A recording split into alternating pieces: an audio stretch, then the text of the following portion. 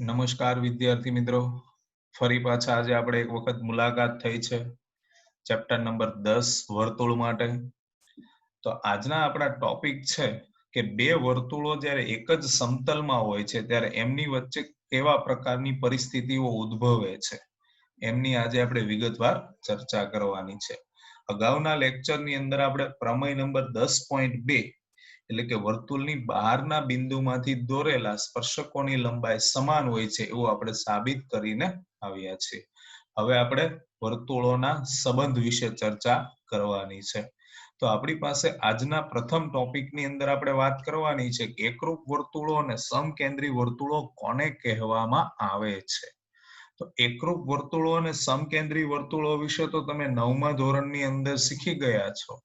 તો ફરી પાછું આપણે એક વખત એકરૂપ વર્તુળો અને સમકેન્દ્રી વર્તુળો વિશે ચર્ચા કરી લઈએ. તો આપણને એકરૂપ વર્તુળની વ્યાખ્યા આપવામાં આવી છે કે જ્યારે એક જ સમતલમાં આવેલ જેની ત્રિજ્યા સમાન હોય, ત્રિજ્યા કેવી હોય? સમાન, પરંતુ ભિન્ન કેન્દ્ર ધરાવતા એટલે કે જેમના કેન્દ્ર જુદા હોય તેવા વર્તુળોને કેવા વર્તુળો કહે છે? એકરૂપ વર્તુળ કહે છે. તો આપણી પાસે એકરૂપ વર્તુળની વ્યાખ્યા થઈ કે જે સમતલ એક જ હોય. એટલે આપણો આ વ્હાઇટ બોર્ડ છે એને આપણે એક સમતલ ગણીએ. તો એ સમતલમાં સમાન ત્રિજ્યા, તો આકૃતિમાં જોઈએ આપણે કે આપણી પાસે આ બે વર્તુળો છે જેમની ત્રિજ્યા છે, આ બંને ત્રિજ્યાઓ જે છે એ સમાન છે પરંતુ કેન્દ્ર જુદા છે. એટલે કે આ પહેલા વર્તુળનું કેન્દ્ર તમે જુઓ છો O છે, જ્યારે બીજા વર્તુળનું કેન્દ્ર કયું છે? P. તો આવા વર્તુળોને કેવા વર્તુળો કહેવામાં આવે છે? એકરૂપ વર્તુળ. કેવા વર્તુળ કહે છે? એકરૂપ વર્તુળ. તો અહીં ત્રિજ્યા OA બરાબર PB એટલે ત્રિજ્યા સમાન છે પરંતુ કેન્દ્ર O is not equal to P એટલે કેન્દ્ર સમાન નથી. તો એવા વર્તુળોને કેવા વર્તુળો કહે છે? એકરૂપ વર્તુળો. સમકેન્દ્રી વર્તુળો તો આનાથી તદ્દન વિરુદ્ધ, કે અહીંયા ત્રિજ્યા સમાન હતી તો અહીંયા ત્રિજ્યા જુદી હશે, જ્યારે અહીંયા કેન્દ્ર જુદા હતા તો અહીંયા કેન્દ્ર કેવા હશે? સમાન. એટલે જ એનું નામ તમે જુઓ છો સમકેન્દ્રી એટલે સમાન કેન્દ્ર. તો એની વ્યાખ્યા આપણી પાસે છે એક જ સમતલમાં આવેલ સમાન કેન્દ્ર પરંતુ ભિન્ન ત્રિજ્યા ધરાવતા વર્તુળોને કેવા કહે છે? સમકેન્દ્રી વર્તુળો. તો સમકેન્દ્રી વર્તુળોની વ્યાખ્યામાં આપણને કીધું છે કે એક જ સમતલમાં આવેલા જેમના કેન્દ્ર સમાન છે પરંતુ ભિન્ન ત્રિજ્યા ધરાવતા એટલે કે જેમની ત્રિજ્યાઓ જુદી જુદી છે એવા વર્તુળોને કેવા વર્તુળો કીધા છે? સમકેન્દ્રી વર્તુળ. કેવા વર્તુળ કીધા છે? સમકેન્દ્રી વર્તુળ. તો આકૃતિ દ્વારા આપણે એને સમજીએ કે ભાઈ સમકેન્દ્રી વર્તુળો તો કેવી રીતે દોરી શકાય. તો આપણી પાસે એક આકૃતિ છે. હવે અહીંયા તમે જુઓ છો મેં બે વર્તુળ બનાવેલા છે. એક નાનું વર્તુળ છે, એની ઉપર જ એક મોટું બીજું વર્તુળ છે. બંને વર્તુળોનું કેન્દ્ર તમે જોશો તો એ સમાન છે O, પરંતુ બંને વર્તુળોની ત્રિજ્યા એટલે કે નાના વર્તુળની ત્રિજ્યા OM છે જ્યારે મોટા વર્તુળની ત્રિજ્યા ON છે. એટલે ત્રિજ્યાઓ બંનેની કેવી છે? જુદી જુદી. નાની અને મોટી ત્રિજ્યા એટલે ત્રિજ્યા જુદી જુદી છે. તો અહીં ત્રિજ્યા છે એ સમાન નથી એટલે OM is not equal to ON, પરંતુ બંનેના કેન્દ્ર કેવા છે? સમાન. એટલે કે O is equal to O, કારણ કે એકનું એક જ કેન્દ્ર છે. નાના વર્તુળ માટે કેન્દ્ર O છે અને મોટા વર્તુળ માટે કેન્દ્ર O જ છે. તો મિત્રો આ આપણા સમકેન્દ્રી અને એકરૂપ વર્તુળોની વાત થઈ. તો એકરૂપ વર્તુળ એટલે શું? કે જેમાં ત્રિજ્યા સરખી પરંતુ કેન્દ્ર જુદા. આ રીતે આપણે યાદ રાખવાનું રહેશે કે એકરૂપ વર્તુળોમાં શું આવે? તો કે ત્રિજ્યા સમાન હોય પરંતુ કેન્દ્ર જુદા હોય. જ્યારે સમકેન્દ્રીમાં શું આવે? તો સમકેન્દ્રીમાં કેન્દ્ર સમાન હોય પરંતુ ત્રિજ્યા ભિન્ન હોય એટલે કે જુદી હોય. હવે ત્યાર પછી આપણે આગળના ટોપિક તરફ વધીએ. તો આપણો બીજો ટોપિક આજનો છે કે જેની અંદર આપણે બે વર્તુળો એક જ સમતલમાં હોય તો એમના વચ્ચે કેવા સંબંધ હશે એની ચર્ચા કરવાની છે. તો સમતલમાં આપેલ બે વર્તુળોની ત્રિજ્યા R1 અને R2 હોય, એટલે કે બે ત્રિજ્યાઓ વાળા વર્તુળ R1 અને R2 હોય તો બે વર્તુળોના છેદ માટે ત્રણ પરિસ્થિતિ ઉદ્ભવ એટલે કે 5 શક્યતાઓ છે. બે વર્તુળોના છેદ માટે ત્રણ પરિસ્થિતિ એટલે કે કેટલી શક્યતાઓ ઉદ્ભવે છે? 5 શક્યતાઓ. તો જ્યારે બે વર્તુળો તમને આપવામાં આવે તેના છેદ માટેની ત્રણ પરિસ્થિતિઓ કઈ કઈ ઉદ્ભવી શકતી હોય? તો તો કે ત્રણ પરિસ્થિતિઓ કઈ હોય તો કે કાં તો વર્તુળો એકબીજાને છેદતા ન હોય, કાં તો વર્તુળો એકબીજાને છેદતા ન હોય, આ પહેલી પરિસ્થિતિ હોઈ શકે. બીજી પરિસ્થિતિની અંદર એવું પણ હોઈ શકે કે બે વર્તુળો એકબીજાને છેદતા હોય. અને ત્રીજી પરિસ્થિતિ તો કે બે વર્તુળો એકબીજાને પરસ્પર સ્પર્શતા હોય, પરસ્પર સ્પર્શતા હોય એટલે કે એક બિંદુમાં છેદતા હોય. તો ત્રણ પરિસ્થિતિ તમને ખબર પડી હશે કે કઈ ત્રણ પરિસ્થિતિ. તો પહેલી પરિસ્થિતિમાં આપણે એવું કહી શકીએ કે વર્તુળો એકબીજાને છેદતા નથી. બીજી પરિસ્થિતિની અંદર કહી શકીએ કે વર્તુળો એકબીજાને છેદે છે. અને ત્રીજી પરિસ્થિતિની અંદર એવું કહી શકીએ કે વર્તુળો પરસ્પર સ્પર્શે છે એટલે કે એક બિંદુમાં છેદે છે. તો આ ત્રણ પરિસ્થિતિ છે એમની 5 શક્યતાઓ આપણી પાસે છે. એમની કેટલી શક્યતાઓ છે? 5 શક્યતાઓ. તો એ 5 શક્યતાઓ વિશે આપણે વિગતવાર અહીંયા ચર્ચા કરવાની છે કે કેટલી પરિસ્થિતિ હશે? 3. કઈ 3 પરિસ્થિતિ? આપણે એની વાત કરી દીધી. છેદતા ન હોય, છેદતા હોય અને પરસ્પર સ્પર્શતા હોય. 3 પરિસ્થિતિની કેટલી શક્યતાઓ ઉદ્ભવે છે? 5. એ 5 શક્યતાઓ વિશે આપણે જોવાનું છે. પણ એ 5 શક્યતાનો આધાર કે તમે કેવી રીતે કહી શકો કે બે વર્તુળો સ્પર્શે છે, બે વર્તુળો છેદે છે, બે વર્તુળો છેદતા નથી, તો એનો સંપૂર્ણ આધાર છે એ કોના પર છે? તો કે વર્તુળની ત્રિજ્યા અને વર્તુળના કેન્દ્ર વચ્ચેના અંતર ડી પર રહેલો છે. એટલે કે બે વર્તુળોના કેન્દ્ર વચ્ચેના અંતર પર, વર્તુળોની ત્રિજ્યા અને કેન્દ્ર વચ્ચેના અંતર પર રહેલો છે આ 3 પરિસ્થિતિ એટલે કે 5 શક્યતાઓનો આધાર. તો હવે આ 5 શક્યતાઓને આપણે વિગતવાર શીખવાની છે. તો આપણે પ્રથમ તબક્કાથી શરૂ કરીએ એટલે કે પ્રથમ પરિસ્થિતિ એટલે કે પ્રથમ શક્યતા. તો પહેલી શક્યતા મારી પાસે છે કે બે વર્તુળો બે ભિન્ન બિંદુઓ A અને B માં છેદે છે. તો આપણી પહેલી પરિસ્થિતિ કઈ લીધી છે? એકબીજાને વર્તુળો છેદે છે. યાદ રાખજો આપણી પ્રથમ પરિસ્થિતિ કઈ છે? એકબીજાને છેદે છે. તો એકબીજાને છેદે છે તો એમની આકૃતિ કેવી રીતે તૈયાર થાય? તો કે બે વર્તુળો એકબીજાને A અને B બિંદુમાં છેદે છે. તમે જુઓ છો અહીંયા કે બે વર્તુળો છે એમાં એકનું કેન્દ્ર O1 છે અને બીજાનું કેન્દ્ર O2 છે, જે બંને A અને B બિંદુમાં એકબીજાને છેદે છે. તો જો આ બે વર્તુળો એકબીજાને A અને B બિંદુમાં છેદતા હોય તો એમના કેન્દ્ર વચ્ચેનું અંતર એટલે કે O1 અને O2 કેન્દ્ર વચ્ચેનું અંતર એટલે કે D એ કેટલું હોઈ શકે?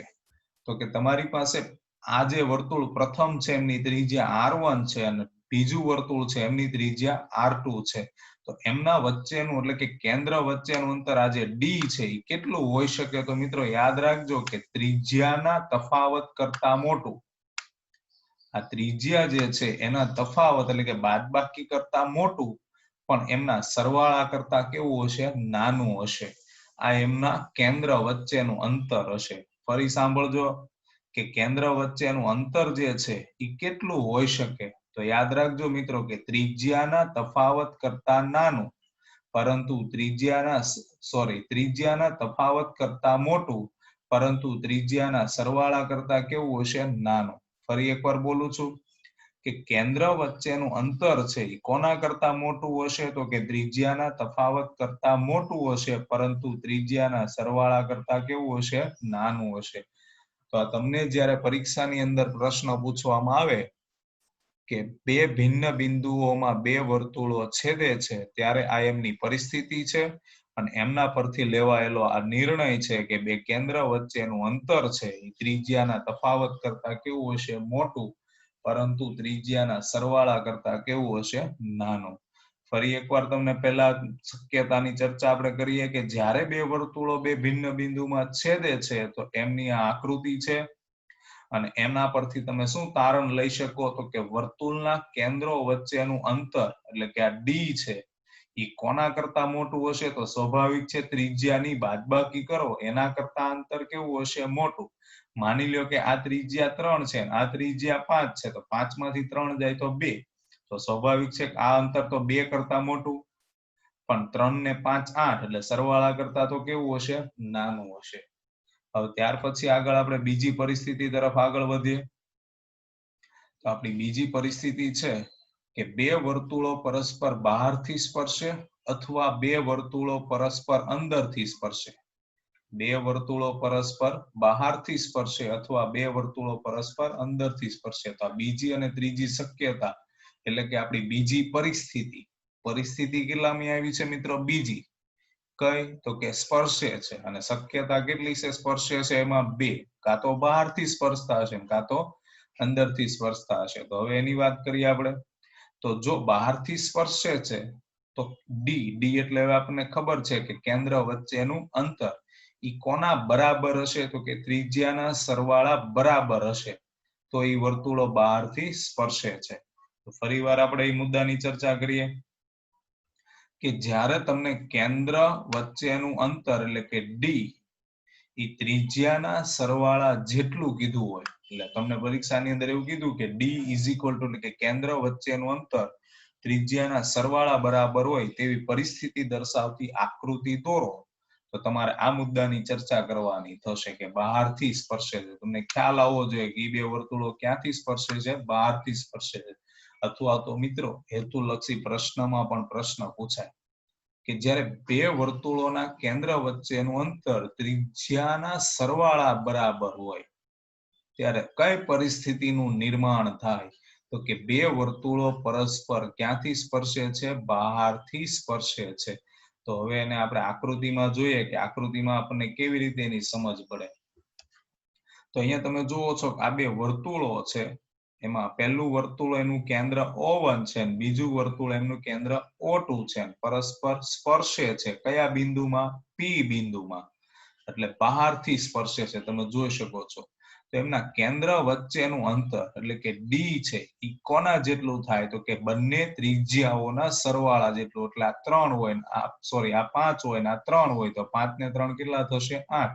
તો બે કેન્દ્ર વચ્ચેનું અંતર છે એ ત્રિજ્યાના સરવાળા બરાબર હશે. તો એવું કહેવાય છે કે જ્યારે એમ કહેવામાં આવે કે ત્રિજ્યાના સરવાળા જેટલું હોય કેન્દ્ર વચ્ચેનું અંતર તો એ વર્તુળો બહારથી સ્પર્શે છે. અને જો અંદરથી સ્પર્શતા હોય તો તમારી પાસે જે બે વર્તુળોના કેન્દ્ર વચ્ચેનું અંતર ડી છે એ ત્રિજ્યાના તફાવત બરાબર હોય છે. કોના બરાબર હોય છે? ત્રિજ્યાના તફાવત બરાબર. કે જ્યારે તમને બે કેન્દ્રો વચ્ચેનું અંતર ત્રિજ્યાના તફાવત જેટલું કહેવામાં આવે તો એ બે વર્તુળો છે એ અંદરથી સ્પર્શે છે એમ કહેવામાં આવે. તો એ બે વર્તુળો છે એ અંદરથી સ્પર્શે છે.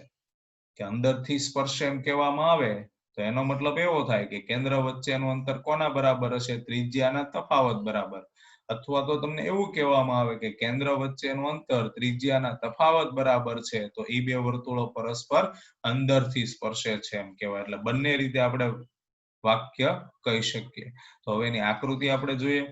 તો અહીંયા તમે જુઓ છો કે આ વર્તુળનું કેન્દ્ર O1 છે અને બીજા વર્તુળનું કેન્દ્ર O2 છે અને પરસ્પર P બિંદુએ સ્પર્શે છે. પણ ક્યાંથી? અંદરના ભાગમાંથી. જ્યારે અહીંયા આ પરિસ્થિતિમાં શું હતું? બહારના ભાગમાંથી સ્પર્શે છે.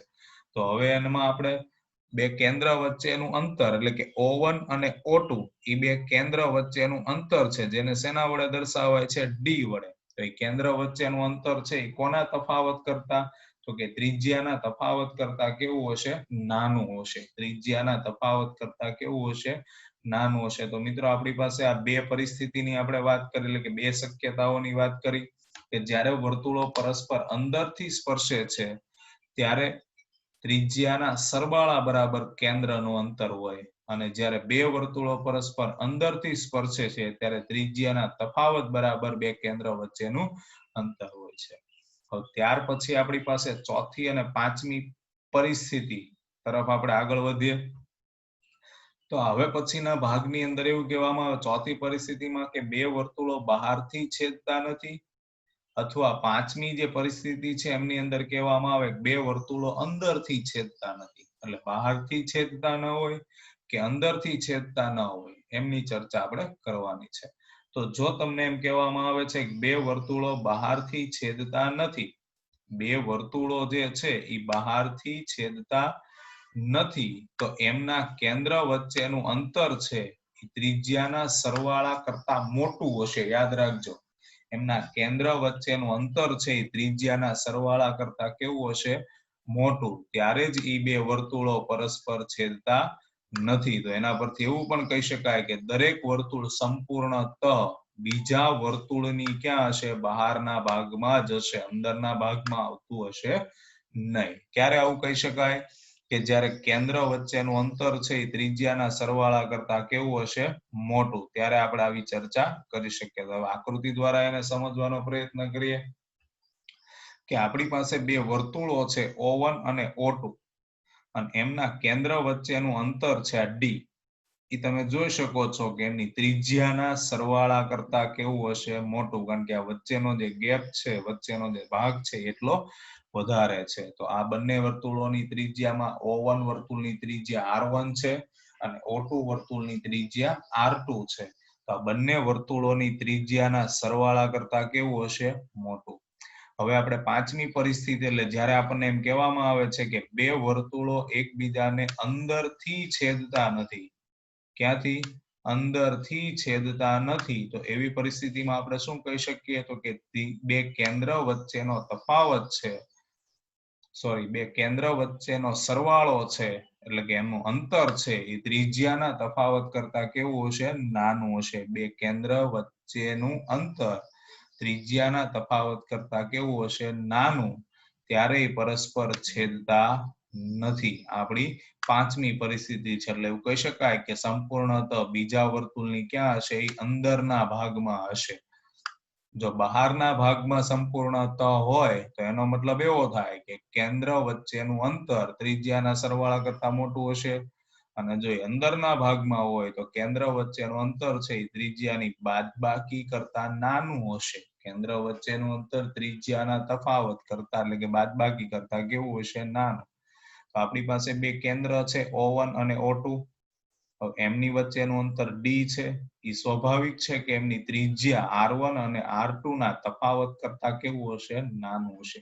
તો મિત્રો આપણી પાંચ પરિસ્થિતિ થઈ. ફરી પાછું પાંચે પાંચ પરિસ્થિતિ વિશે હું તમને વાત કરી દઉં છું કે પ્રથમ પરિસ્થિતિની અંદર આપણે શું જોયું? તો કે બે વર્તુળો પરસ્પર બે બિંદુમાં છેદતા હોય તો એવી પરિસ્થિતિમાં શું થાય? તો કે બે કેન્દ્ર વચ્ચેનું અંતર છે એ ત્રિજ્યાના તફાવત કરતા મોટું હશે પરંતુ સરવાળા કરતા નાનું હશે. પછી બીજી પરિસ્થિતિની અંદર આપણે શું જોયું? કે બે વર્તુળો પરસ્પર બહારથી સ્પર્શે છે તો શું હોઈ શકે? તો કે કેન્દ્ર વચ્ચેનું અંતર ત્રિજ્યાના સરવાળા બરાબર હોઈ શકે.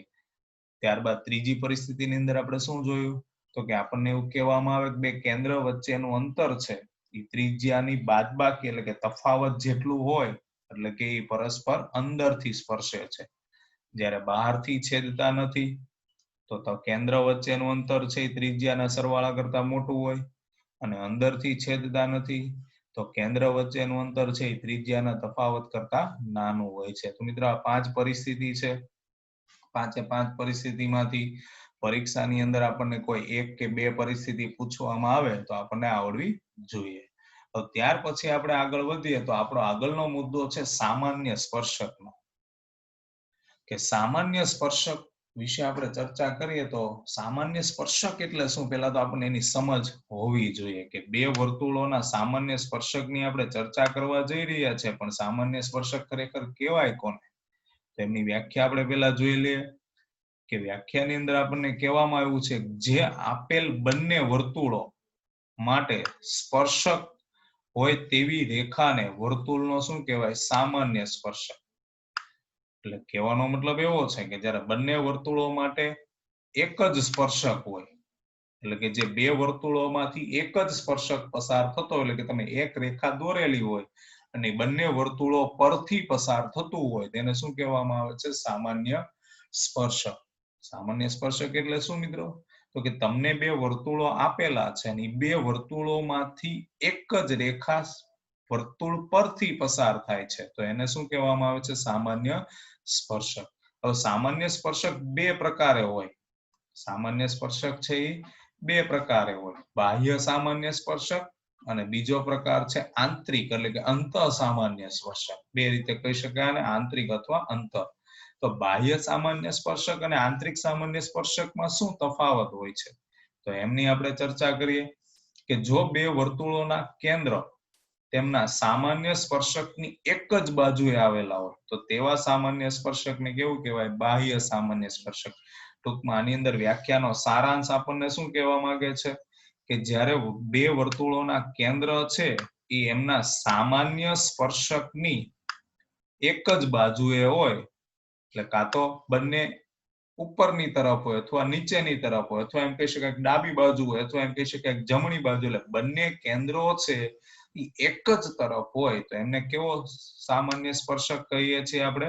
બાહ્ય સામાન્ય સ્પર્શક. તો આકૃતિ દ્વારા સમજવાનો પ્રયત્ન કરીએ આપણે. તો મારી પાસે આ બે વર્તુળો છે જેમના એકનું કેન્દ્ર એમ છે બીજાનું કેન્દ્ર એમ છે.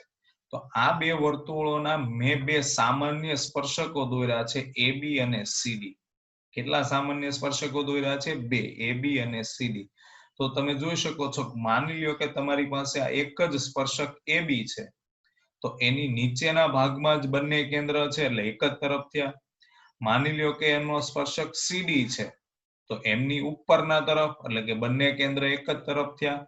તો આ બંને સ્પર્શકો છે એ કેવા સ્પર્શકો કહેવાય છે મિત્રો? બાહ્ય સ્પર્શકો. કેવા સ્પર્શકો કહેવામાં આવે છે? બાહ્ય સ્પર્શકો. આપણે એવું નથી યાદ રાખવાનું કે સ્પર્શકો વર્તુળની બહાર હોય. મિત્રો યાદ રાખજો, કોઈ પણ વર્તુળ માટે સ્પર્શક વર્તુળ પર હોય, બહાર ન હોય. ફરીવાર મુદ્દો સાંભળજો કે બાહ્ય સ્પર્શકનો અર્થ તમારે એવો નથી લેવાનો કે સ્પર્શકો વર્તુળની બહાર હોય. સ્પર્શકો કોઈ દિવસ વર્તુળની બહાર હોતા નથી. સ્પર્શકો વર્તુળ પર હોય છે. અહીંયા આપણે એવો મતલબ લેવાનો છે કે સ્પર્શકોની એક જ તરફ જો બંને કેન્દ્ર હોય, સ્પર્શકોની એક જ તરફ જો બંને કેન્દ્ર હોય તો એમને કેવા કહેવામાં આવે છે? બાહ્ય સામાન્ય સ્પર્શક. ત્યાર પછી આપણે જોઈએ તો આપણી પાસે ત્યાર પછીનો આંતરિક સામાન્ય સ્પર્શક કોને કહેવાય? તો એમની વ્યાખ્યા આપણી પાસે છે કે જો બે વર્તુળોના કેન્દ્રો તેમના સામાન્ય સ્પર્શકની વિરુદ્ધ બાજુએ હોય, એટલે એક ઉપરના ભાગમાં હોય તો બીજું નીચેના ભાગમાં, અથવા એક ડાબી બાજુ હોય તો બીજું જમણી બાજુ એટલે કે વિરુદ્ધ બાજુએ હોય તો એમને કેવા સામાન્ય સ્પર્શકો કહીએ છીએ આપણે? આંતરિક સામાન્ય સ્પર્શક. હવે એને પણ આપણે આકૃતિ દ્વારા જોઈએ કે જેમ અહીંયા બંને કેન્દ્ર છે એ સ્પર્શકની એક જ તરફ હતા, તો અહીંયા બંને કેન્દ્રો છે એ સ્પર્શકની વિરુદ્ધ તરફ હશે. તો અહીંયા બે કેન્દ્ર છે A અને B, અને એમાંથી બે સામાન્ય સ્પર્શકો દોર્યા છે PQ અને RS. તો જો તમારી પાસે માની લ્યો કે એક જ સામાન્ય સ્પર્શક PQ હોય, તો એક એમની ડાબી તરફ છે કેન્દ્ર અને બીજું એમની જમણી તરફ છે.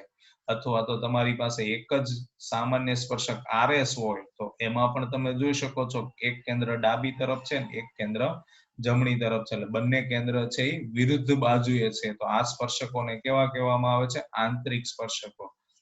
તો આ સામાન્ય સ્પર્શકો વિશે આપણે ચર્ચા કરી, બાહ્ય અને આંતરિક. કે બાહ્યમાં શું હોય? તો સીધું સિમ્પલ યાદ રાખવાનું કે સ્પર્શકની એક જ તરફ બંને કેન્દ્ર હોય. જ્યારે આંતરિકમાં સામાન્ય સ્પર્શકની વિરુદ્ધ બાજુએ બંને કેન્દ્ર હોય છે, તો એમને આંતરિક સામાન્ય સ્પર્શક કહે છે. હવે ત્યાર પછી મિત્રો આપણે બીજી 5 પરિસ્થિતિઓ જોવાની છે. જે અગાઉ આપણે 5 પરિસ્થિતિ જોઈ છે એના બેઝ ઉપર જ, એટલે આજના લેક્ચરની જ વાત કરીએ છીએ કે આપણે અગાઉ 5 પરિસ્થિતિ જોઈને આવ્યા. એ જ 5 પરિસ્થિતિઓને હવે આગળ આપણે ફરી પાછી સ્પર્શકો માટે રિપીટ કરવાની છે. એ 5 પરિસ્થિતિ આપણે કોના માટે જોઈ? તો કે વર્તુળના બે કેન્દ્રો વચ્ચેના અંતર માટે. ત્યારે હવે પછી એની એ જ 5 પરિસ્થિતિ આપણે કોના માટે જોવાની છે? સ્પર્શક માટે. તો એ પણ મિત્રો તમારે ખાસ યાદ રાખવાનું રહ્યું કે જ્યારે તમને કેન્દ્રો વચ્ચેનું વાત કરે ત્યારે આગળની 5 પરિસ્થિતિ હતી, એવી રીતની આકૃતિ તમારે તૈયાર કરવી પડે. પણ જ્યારે તમને એ જ 5 પરિસ્થિતિઓ માટે એમ કે સામાન્ય સ્પર્શક, તો હવે પછીના 5 મુદ્દા આપણે શીખવાના છે. બહુ સીધું અને સરળ છે કેન્દ્રો કરતા. એટલે કે અગાઉના 5 મુદ્દા ભણ્યા એના બેઝ ઉપર શીખવાનું છે, પણ અગાઉના 5 મુદ્દા કરતા એકદમ સરળ છે. કે જ્યારે બે વર્તુળોના કેન્દ્ર વચ્ચેનું અંતર એ ત્રિજ્યાના અંતરના સરવાળા કરતા વધારે હોય. તો આપણે એ 5 પરિસ્થિતિને યાદ કરો, એમાં ક્યારે એવું બનતું હતું કે જ્યારે કેન્દ્રો વચ્ચેનું અંતર ત્રિજ્યાના સરવાળા કરતા વધારે હોય? તો કે બે વર્તુળો એકબીજાને બહારના ભાગમાંથી સ્પર્શતા કે છેદતા ન હતા. એટલે કે આપણી ચોથી પરિસ્થિતિ જે આપણે એમાં જોઈ છે, અહીંયા આપણી પહેલી પરિસ્થિતિ છે કે જ્યારે બહારના ભાગમાંથી સ્પર્શતા કે છેદતા ન હોય. તો એની આકૃતિ દ્વારા આપણે સમજ લઈએ તો આપણી પાસે આ બે વર્તુળો છે જે સ્પર્શતા કે છેદતા નથી. તો તમે જોઈ શકો છો કે એમાં કેટલા સ્પર્શકો સામાન્ય હશે એની વાત કરવાની. સામાન્ય એટલે બંનેમાંથી પસાર સ્પર્શતા હોય એવા. બાકી એક વર્તુળ પર તો અસંખ્ય સ્પર્શકો દોરી શકાય. આપણે કેટલા વર્તુળોની વાત ચાલે છે? 2 વર્તુળોની. તો આ એમનો પ્રથમ સ્પર્શક, આ બીજો સ્પર્શક, ત્યાર પછી આ ત્રીજો અને ત્યાર પછી આ ચોથો. એટલે કેટલા સામાન્ય સ્પર્શકો હશે મિત્રો? 4 સામાન્ય સ્પર્શકો દોરી શકીએ. ફરી પાછું આ મુદ્દાને આપણે સમજીએ કે જ્યારે તમને એમ કહેવામાં આવે છે કે જ્યારે 2 વર્તુળોના કેન્દ્ર વચ્ચેનું અંતર એ ત્રિજ્યાના અંતરના સરવાળા કરતા કેવું હોય છે? વધારે. ત્રિજ્યાના અંતરના સરવાળા કરતા કેવું હોય છે? વધારે. એટલે કે બહારના ભાગમાં નથી સ્પર્શતા કે નથી છેદતા, તો એમના વચ્ચે કેટલા સામાન્ય સ્પર્શકો હોઈ શકે મિત્રો? તો એમના વચ્ચે તમે જોઈ શકો છો આકૃતિમાં કે 4 સામાન્ય સ્પર્શકો દોરી શકાય. એટલે એક્ઝામની અંદર તમને જેમ પ્રશ્ન કરવામાં આવે છે કે 2 વર્તુળો પરસ્પર છેદતા કે સ્પર્શતા ન હોય બહારના ભાગથી, ફરીથી સાંભળજો કે જ્યારે 2 વર્તુળો પરસ્પર બહારના ભાગથી સ્પર્શતા કે છેદતા ન હોય, અથવા તો તમને એમ કહેવામાં આવે કે ત્રિજ્યાના અંતરના સરવાળા કરતા વધારે હોય, તો એમના સામાન્ય સ્પર્શકોની ચર્ચા કરો તો એમાં કેટલા સામાન્ય સ્પર્શકો દોરી શકાય છે? 4. અથવા તો ખાસ ધ્યાનમાં લેજો, હેતુલક્ષી પ્રશ્નમાં એટલે કે 1 ગુણમાં તમને એવો પ્રશ્ન કરવામાં આવે છે કે 2 વર્તુળોને વધુમાં વધુ કેટલા સામાન્ય સ્પર્શકો દોરી શકાય? કોઈ ઉલ્લેખ નથી. અંદરના ભાગમાંથી, બહારના ભાગમાંથી, છેદતા હોય, સ્પર્શતા હોય, છેદતા ન હોય, આવો કોઈ ઉલ્લેખ નથી વિધાનમાં. સાંભળજો, ફરીથી બોલું છું કે એક જ સમતલમાં આવેલા 2 વર્તુળોને વધુમાં વધુ કેટલા સામાન્ય સ્પર્શકો દોરી શકાય? તો યાદ રાખજો, વધુમાં વધુ કેટલા સામાન્ય સ્પર્શકો દોરી શકાય છે મિત્રો? 4. એટલે આ રીતનો પણ એક્ઝામની અંદર પ્રશ્ન પૂછાય છે. ત્યાર પછી આપણે આગળના મુદ્દાની ચર્ચા કરીએ. એટલે આપણે બીજી પરિસ્થિતિ તરફ આપણે આગળ વધીએ. તો આપણી પાસે બીજી પરિસ્થિતિમાં આવે છે કે જ્યારે 2 વર્તુળોના કેન્દ્ર વચ્ચેનું અંતર ત્રિજ્યાના સરવાળા જેટલું અંતર હોય. એટલે આપણી પરિસ્થિતિ નંબર 2, એટલે કે વર્તુળો એકબીજાને બહારના ભાગમાંથી સ્પર્શતા હોય. તો એમની આપણે ચર્ચા કરીએ આકૃતિ દ્વારા કે આ 2 વર્તુળો છે એ એકબીજાને અહીંયા તમે જોઈ શકો છો બહારથી સ્પર્શે છે. તો એમના વચ્ચે કેટલા? તો કે 1, 2 અને 3 સામાન્ય સ્પર્શકો દોરી શકાય છે. કેટલા? 3 સામાન્ય સ્પર્શકો. તો આપણે ફરી પાછો મુદ્દાને ચર્ચામાં લઈએ કે આપણી પાસે જ્યારે 2 વર્તુળો છે, એ 2 વર્તુળોના કેન્દ્ર વચ્ચેનું અંતર એ ત્રિજ્યાના સરવાળા જેટલું હોય. ત્રિજ્યાના સરવાળા જેટલું હોય. તો 2 વર્તુળો એકબીજાને બહારના ભાગમાંથી શું કરતા હોય છે? સ્પર્શતા હોય છે. તો તમે જોઈ શકો છો સ્પર્શે છે. કેટલા સ્પર્શકો દોરી શકાય? સામાન્ય 1, 2 અને 3. એટલે તમારે આ આકૃતિ દોરવાની થાય જ્યારે તમને પ્રશ્ન કરવામાં આવે કે બહારના ભાગમાંથી સ્પર્શે છે અથવા તો ત્રિજ્યાના સરવાળા જેટલું અંતર છે એમના કેન્દ્ર વચ્ચેનું, તો એમાં કેટલા સામાન્ય સ્પર્શકો મિત્રો દોરી શકાય છે? તો 3 સામાન્ય સ્પર્શકો દોરી શકાય છે. તો આપણી બીજી પરિસ્થિતિ થઈ. પ્રથમ પરિસ્થિતિની અંદર વર્તુળો સ્પર્શતા કે છેદતા નથી બહારના ભાગમાંથી, ત્યારે 4 દોરી શકાય. જ્યારે 2 વર્તુળો પરસ્પર બહારથી સ્પર્શે છે ત્યારે 3 દોરી શકાય. હવે ત્યાર પછી આગળની પરિસ્થિતિ આપણે લઈએ કે જ્યારે તમને એમ કહેવામાં આવે કે 2 વર્તુળોના કેન્દ્ર વચ્ચેનું અંતર એ ત્રિજ્યાના સરવાળા કરતા ઓછું હોય. એટલે આપણી પરિસ્થિતિ નંબર ત્યાં પણ 3 અને અહીંયા પણ 3. ત્રિજ્યાના સરવાળા કરતા ઓછું હોય તો એકબીજાને છેદતા હોય. શું કરતા હોય? એકબીજાને છેદતા હોય. તો એમની આકૃતિ આપણે જોઈએ કે આ 2 વર્તુળો છે એકબીજાને છેદે છે. તો એમના કેટલા સામાન્ય સ્પર્શકો દોરી શકાય? તો આ 1 અને આ 2. માત્ર કેટલા સામાન્ય સ્પર્શકો દોરી શકાય છે મિત્રો? 2. ફરી પાછો આપણે મુદ્દો જોઈએ કે જ્યારે એમ કહેવામાં આવે કે 2 વર્તુળોના કેન્દ્ર વચ્ચેનું અંતર છે એ ત્રિજ્યાના સરવાળા કરતા ઓછું હોય તો એ 2 વર્તુળો એકબીજાને છેદતા હોય. બરોબર, અહીંયા એવું ના આવી શકે અંદરથી બહારથી છેદતા હોય. એટલે એનો મતલબ આપણને 2 વર્તુળો છે અહીંયા તમે જોઈ શકો છો કે 2 ભિન્ન બિંદુમાં શું કરે છે? એકબીજાને છેદે છે. તો એમના વચ્ચેના સામાન્ય સ્પર્શકોની સંખ્યા કેટલી હોઈ શકે? તો કે 2 હોઈ શકે. એમના વચ્ચે સામાન્ય સ્પર્શકો કેટલા બની શકે? 2. તો આપણી પરિસ્થિતિ નંબર 3 હતી કે જ્યારે બે કેન્દ્ર વચ્ચેનું અંતર ત્રિજ્યાના સરવાળા કરતા ઓછું હોય તો બે વર્તુળો એકબીજાને છેદતા હોય તેમના સામાન્ય સ્પર્શકો કેટલા દોરી શકાય છે? 2. હવે આનાથી વધારે આમાં સામાન્ય સ્પર્શકો દોરી શકાતા નથી. તો ત્યાર પછી આગળના મુદ્દાની આપણે ચર્ચા કરીએ તો હવે પછીનો મુદ્દો ચોથો કે જ્યારે બે વર્તુળોના કેન્દ્ર વચ્ચેનું અંતર એ ત્રિજ્યાના તફાવત જેટલું હોય, એટલે કે બે વર્તુળો એકબીજાને અંદરથી સ્પર્શતા હોય, ત્રિજ્યાના તફાવત જેટલું હોય એટલે કે અંદરથી સ્પર્શતા હોય, તો આ બે વર્તુળો છે એકબીજાને અંદરથી સ્પર્શે છે તો એમનો માત્ર એક જ સામાન્ય સ્પર્શક દોરી શકાય છે. માત્ર એક જ સામાન્ય સ્પર્શક દોરી શકાય છે કે જ્યારે આપણને એમ કહેવામાં આવે કે બે વર્તુળોના કેન્દ્ર વચ્ચેનું અંતર ત્રિજ્યાના તફાવત જેટલું હોય છે તો એ બે વર્તુળો છે એકબીજાને અંદરથી સ્પર્શતા હોય છે તો એમના સામાન્ય સ્પર્શક કેટલા દોરી શકાય? તો માત્ર ને માત્ર એક જ. સામાન્ય સ્પર્શક કેટલા દોરી શકાય? માત્ર ને માત્ર એક જ. તો આપણી ચોથી પરિસ્થિતિ થઈ. ત્યાર પછી પાંચમી પરિસ્થિતિ આપણે જોઈએ કે જ્યારે બે વર્તુળોના કેન્દ્ર વચ્ચેનું અંતર છે એ ત્રિજ્યાના તફાવત કરતા કેવું હોય છે? ઓછું.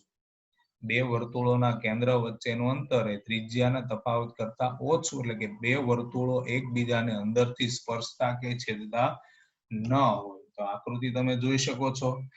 આમાં બંને વર્તુળમાંથી તમે સામાન્ય સ્પર્શક એટલે કે બંનેમાંથી પસાર થતો હોય એવો સ્પર્શક દોરવાનો પ્રયત્ન કરો તમે તો તમે નહીં દોરી શકો મિત્રો. કારણ કે જો તમે એવું વિચારશો કે અહીંયાથી હું પસાર કરું, આજે અહીંયા તમે જોઈ શકો છો આકૃતિમાં તમને સમજાવવાનો પ્રયત્ન કરું છું. માની લ્યો કે હું એમ કહું છું કે મેં અહીંયાથી આ એક સ્પર્શક પસાર કર્યો છે તો એ માત્ર મોટા વર્તુળમાંથી થયો, નાના વર્તુળમાંથી પસાર થયો નહીં. તો તમે એવું વિચારો છો કે સર જો અહીંયાથી આપણે પસાર કરીએ તો મેં અહીંયાથી પસાર કર્યો સ્પર્શક તો એ નાના વર્તુળ માટે સ્પર્શક થયો પણ મોટા વર્તુળ માટે શું બની? છેદિકા. એટલે એવું કહેવાય કે જ્યારે બે વર્તુળો એકબીજાને અંદરથી સ્પર્શતા કે છેદતા ન હોય ત્યારે એમાં એક પણ સામાન્ય સ્પર્શક દોરી શકાતો નથી. એટલે સામાન્ય સ્પર્શકની સંખ્યા શું બનશે? 0.